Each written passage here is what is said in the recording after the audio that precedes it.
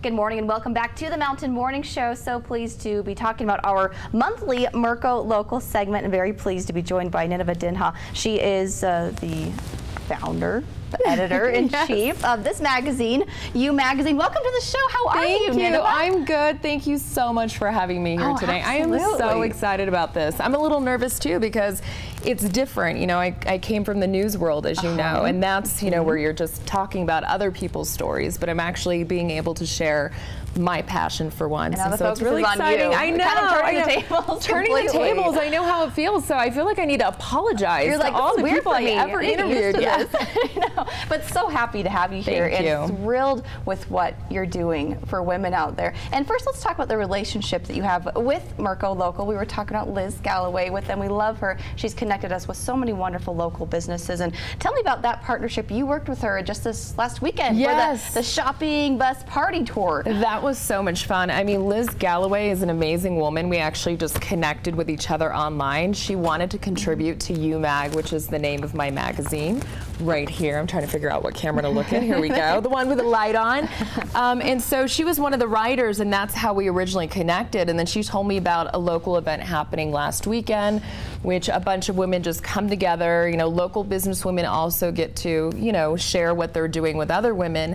And we got on a bus tour and got to go shopping, and we had some drinks and had a lot of fun. Things got a little crazy on that bus, things that we can't talk about on air. Drinking and shopping and food and Strange friends. Things happen when you get women together. And I know you guys documented this, right? Yes, we did document it. Yeah. All right, we can find some stuff on you from the shopping tour. But I have nothing to hide. So. All right. Well, I think that's a very proper introduction to move into the magazine because you share a lot of, you know, who you are and what you're about and what's important to you. Let's first address, why did you decide that you needed to start You Mag in the first place? Oh gosh, this is so personal for me because, you know, I worked in broadcast news for 10 years and that's what I thought I wanted to do for the rest of my life. You know, I've always been passionate about storytelling, and anybody who knows me knows that, you know, I reported on a lot of death and destruction, and it was rare that I got to report on things that were positive, and I think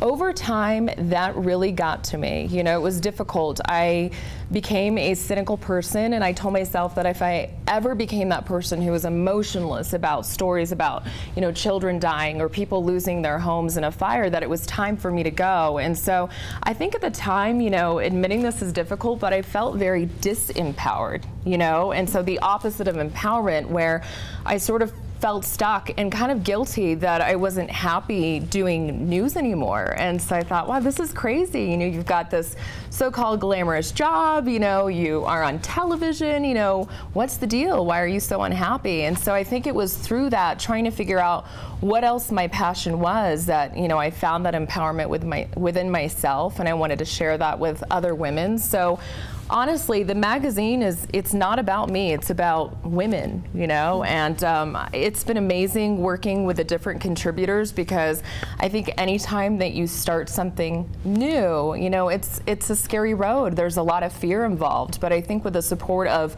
women and contributors and all the positive feedback, that's really fueled me and given me empowerment myself. So I really do want to thank all the contributors and all the readers, and it's really gained a lot of traction. I really didn't have a huge plan. It started off as a passion project, and well, I guess now anything is possible. Well, you bring up how you were a little afraid to start this new venture, and, you know, considering your career thus far, you said were in a career field that couldn't exist for you. You know, you're in front of a camera, you have bright lights going on all the time, but I think it's refreshing to hear that even for someone like you who's had that experience, there was a little bit of fear involved because it was something, it was new to you. To women out there who are looking to start their own venture, their own business, or to try something new, what advice would you give them in doing that? You know, I just want to say there was a lot of fear involved. And so, you know, even though, you know, being on TV is one thing and tackling that, you know, people may say, well, that's a scary thing to be on television and talk live on camera. Sure. But I think exposing and being authentically you is even more terrifying for a lot of people. So there were a lot of fears that I had to boulder through. And I think, you know, coming from a corporate job, because that's what I was doing, I had a job, a job, and then venturing into to being an entrepreneur. You know, that's also what's terrifying, because you're going into the unknown. You don't know. I left a very stable job. You know, I had a contract. You know, I knew that I could have been there for years, for the next 10 or 15 years if I wanted to be. And I made great money, you know, and so leaving all of that behind was difficult, and not knowing what this was going to bring to the table. You know, how was I going to make money? But I had to put all those worries aside and just, you know, you just have to jump sometimes. So I say to women out there who have, you know, that gut feeling or have that voice inside of their heads telling them, like, you know, that you want to do something different, that you want to go for it, whatever that it may be, to just do it. You just have to jump. You really, there's no other way to it. And that's exactly what I did. It was so terrifying, but I don't regret a second of it. It's been an amazing journey so far. It brings to mind something someone once told me, how they said when you're trying something new, you never actually feel ready. You'll never be ready. You just need to do it because it's new to you. And of course, it doesn't make sense that you need to wait to feel like you should, you know, that you're ready for it. And like you said, you just jump right into it. So that's amazing. Oh yeah, that moment is never going to come. The moment of being ready will never ever come. I mean, I think even with like parenthood, for example, my husband and I are trying to start a family. I mean, are we really ready to have children? Are you really ever ready? No. Ever. You just do it.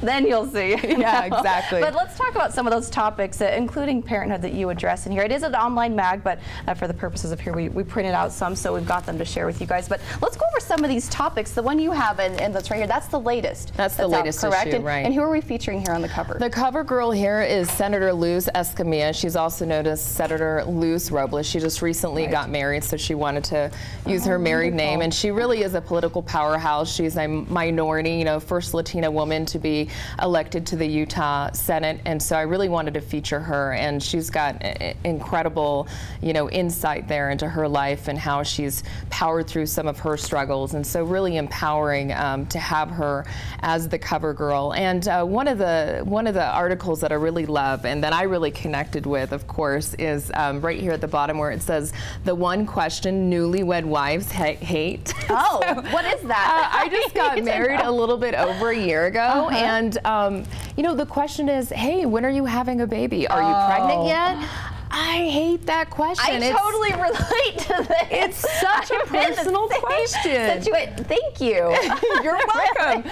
So actually one of the contributors, Dina Marie, she's an awesome lady. She just got married too, and so she wrote about this topic, and I'm like, I love you for writing this, because, you know, it's such a personal question when you think about it.